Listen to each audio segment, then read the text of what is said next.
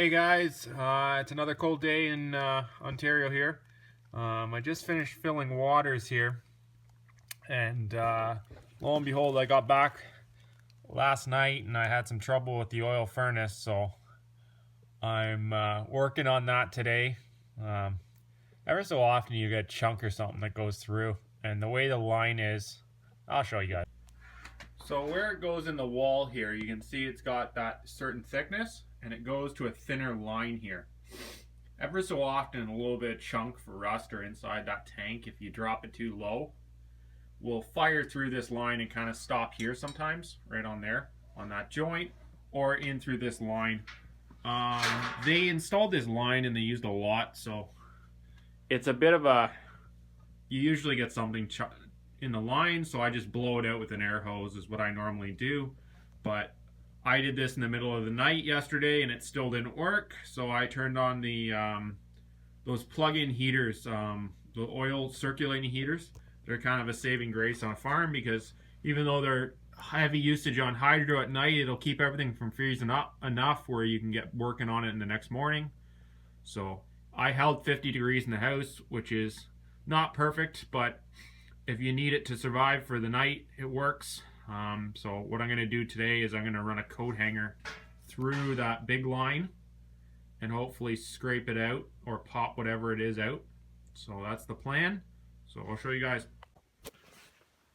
So I just plunged this a little bit with this wire, this line going out, and I realized two things. First of all, this line is too short to get all the way to the tank, which I probably could have figured out by measuring. I was never going to get all the way to the tank anyway. I just thought if there was something within that strip from where it meets here to the outside, I could catch it. And secondly, it's probably a frozen line. Anybody that has dealt with machinery in any way, shape, or form knows that diesel, when it is outside below negative 15 degrees Celsius, it likes to gel. It doesn't like freezing. And the insurance companies in Ontario and Canada went on a tangent thinking that diesel was unsafe when it was inside the basements, or furnace oil was inside the basements. They said, oh yeah, you need these outside. And they basically forced some people to put them outside and some people not. So we were the unfortunate people to be forced outside. And now we get the joy consequences, and that is it freezes a lot. It happens all the time, and it's the only thing I found that kind of stops it a little bit is if you throw some Keno gel. I'll show you guys the box. I throw a little bit in each time, and it kind of stops it a little bit. But what usually happens is there's an elbow that where the tank drops from the tank to the line. That usually freezes. So what I'm going to do is I'm going to torch it and torch the outside of the line, and hopefully it heats it up enough to get it going. So I'll take you guys along. So this is the stuff I use. Conditioner pour. Let's see if we can get it in English. Kenoflow diesel conditioner. There's a low sulfur one. I don't know what that's for.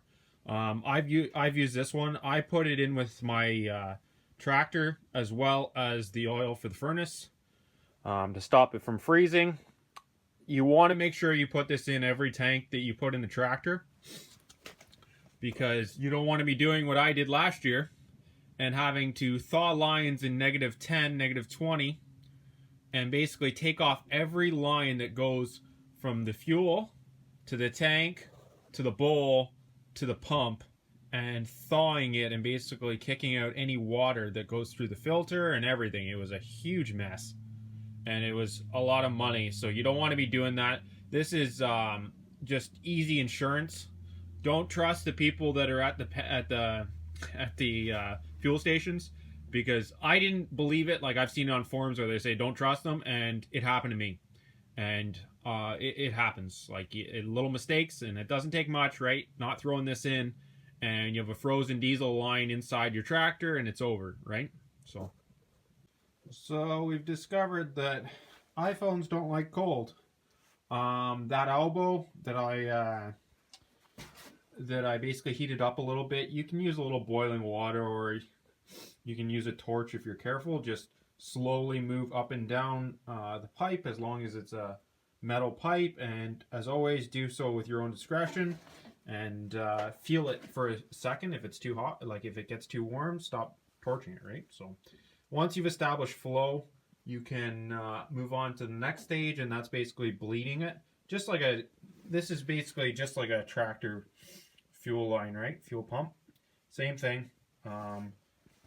What I do is I make sure I'm getting out as much air out of the lines as I can, and then I turn it on, and then you see that little bleed screw.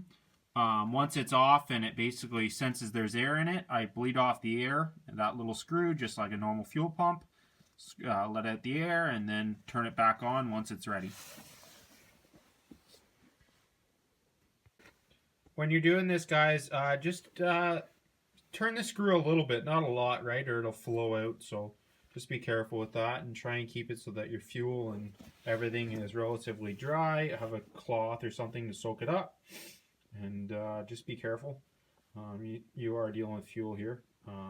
Diesel doesn't naturally ignite unless it's under high heat, but always be careful and try and clean it up as much as you can and try and keep it safe. As always, do this under your own discretion.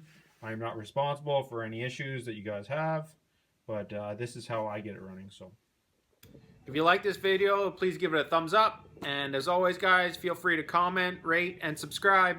Take care.